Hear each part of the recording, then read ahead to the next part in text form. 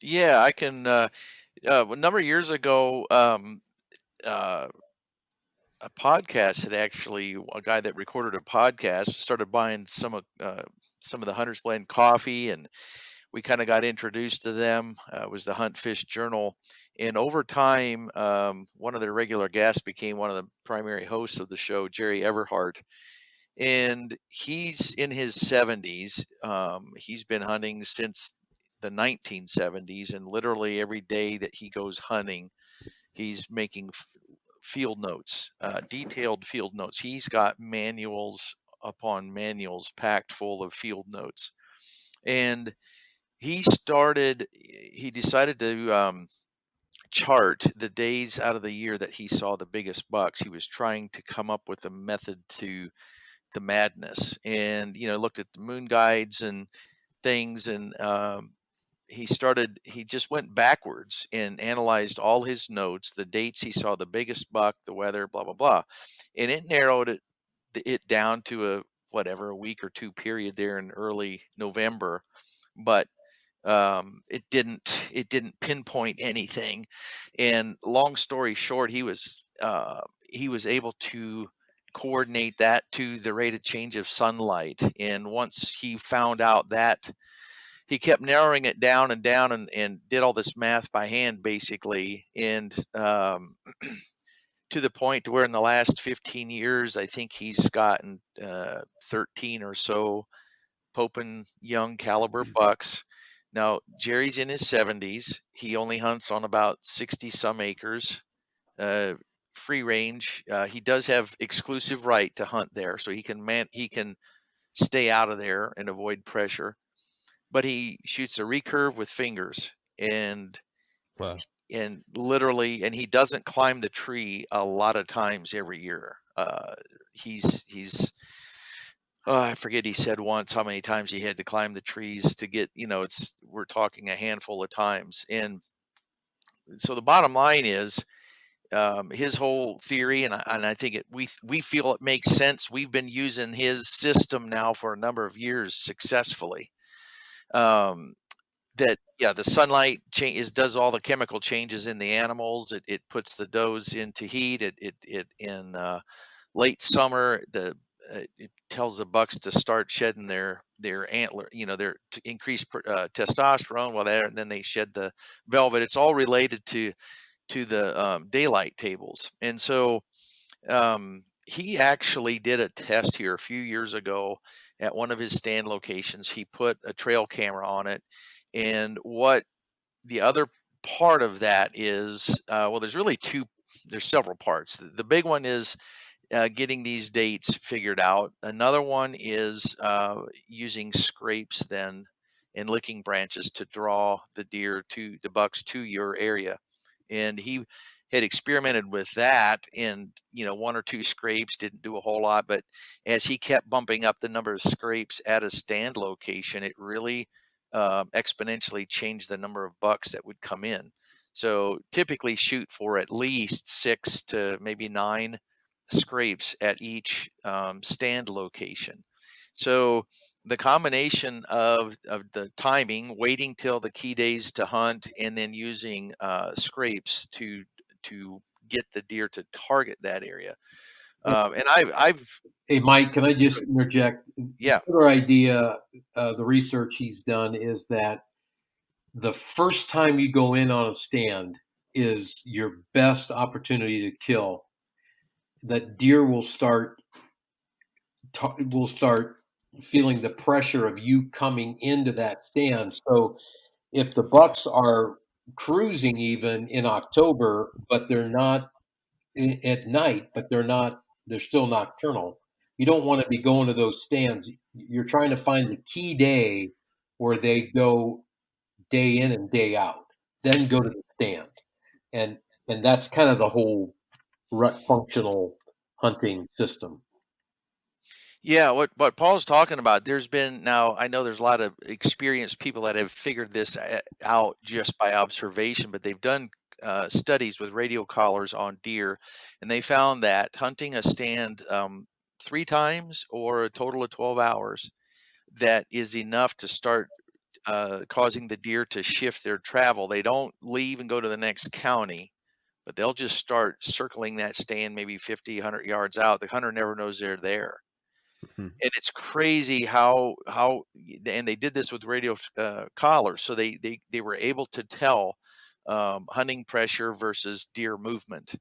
And so, yeah, exactly what Paul said. Each time you go, my neighbor that taught me how to shoot the bow.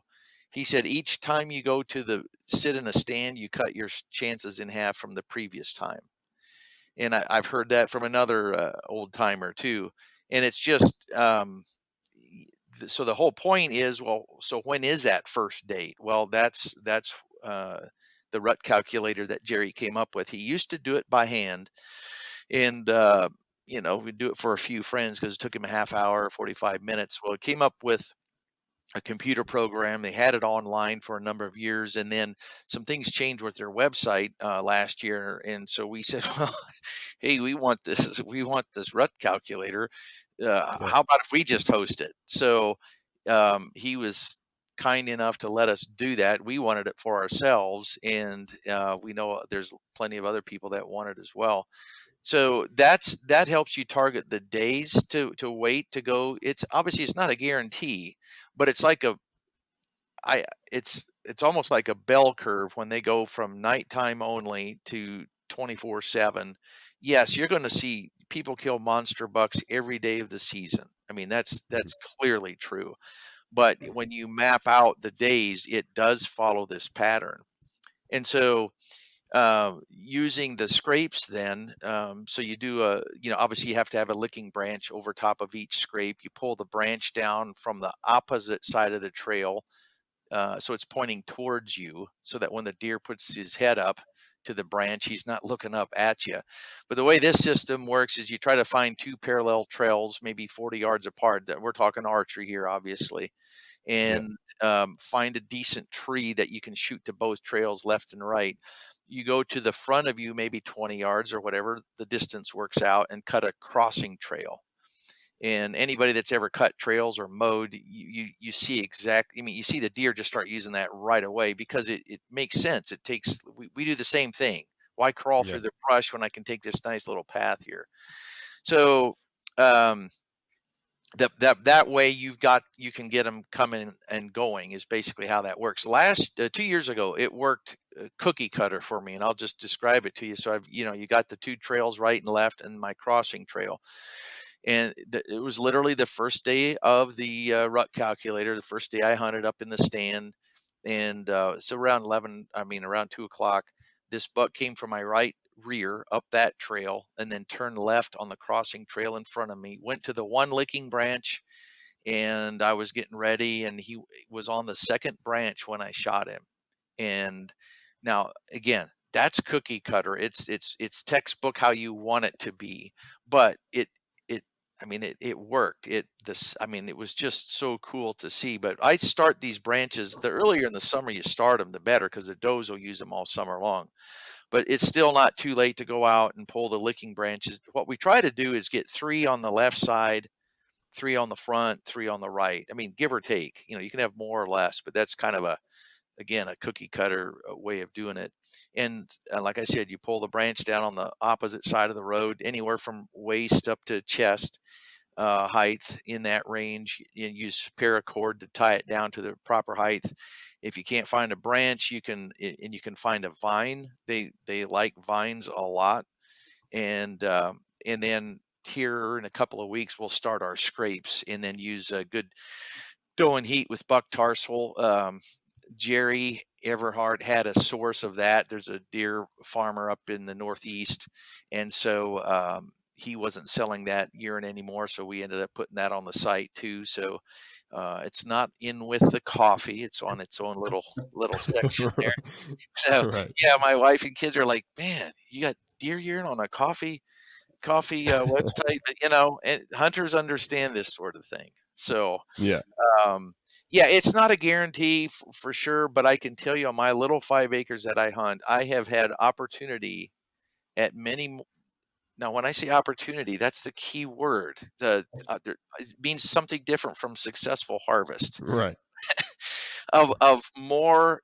very nice and mature bucks than you would expect, or I should have, on this small of a property, because they don't nothing really beds on our property. We got a 2 acre strip of a creek bottom down behind our place that connects two pieces of woods, and so it's a great travel route, but they're just moving back and forth through there. So back in that little spot, I've got my scrape set up, and I'll tell you what, it is the funnest thing in the world.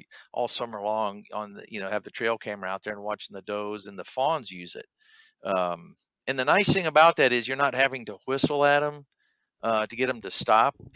Most days when I'm hunting, if a doe and her fawn come through, they'll stop and check the scrape. Well, she just stopped with her head down, with her mind on something else. I didn't have Yeah. to whistle at her or do anything. So it's a great system. It's something that we've used, the Rut Calculator and the urine, for years. And then last year, just because their situation changed on their page, we said, "Well, we want to use this stuff ourselves." So that's how we kind of came to have that on our site. And they also had a lot of followers that every year were wanting their key dates. I mean, when you get the key dates from the calculator, it gives you the seek stage where they're just looking, and then there's a chase stage that follows, and then that lockdown breeding stage. And um, that seek stage is magical, in the woods. And if you've got 9 scrapes and licking branches with tarsal gland, doe, and heat urine in every one of those, and a buck comes through, in his mind, it's like, there's a girlfriend around here somewhere. I'm Right. not going to forget this spot. And where on my trail cameras, I might have seen in my little 11-acre thing, 2 or 3 bucks, I can see 12 or 15. They're not all big, but some of them are. Yeah, he brought up a really good point. I forgot to mention or finish. A couple years ago, Jerry put a trail camera on one of his scrapes. Now, this was one scrape at a stand location. There was 6 or 8 other scrapes there, so just one of the many. And he put the trail camera on there just to observe through that. And he had it from early fall into late winter or whatever. And on those specific dates, if you would have drawn this on a chart, um, it was steeper than a bell curve. The daytime sightings at that scrape. In other words, there's bucks there, like Paul said, all at night, but the daytime Yeah. shootable times, the sightings, and I don't remember the numbers anymore, but it's exponential on those days. So, like Paul said, the first 3 days, the does are still typically not quite ready. I mean, their scent is strong in the woods, but they're still hiding out. So these bucks that's when they start going 24/7, and they're not going crazy yet. They're just kind of um, scanning, and yes, Cruising, yeah. cruising. Yeah. Yeah.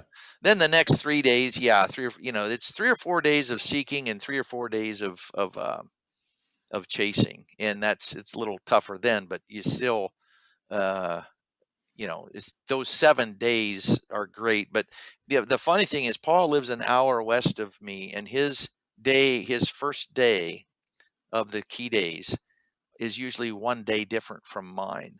So within one state, from north to south, east to west, you're going to have a day or two difference, and it Yeah. changes per year, right? It's not always November 7th.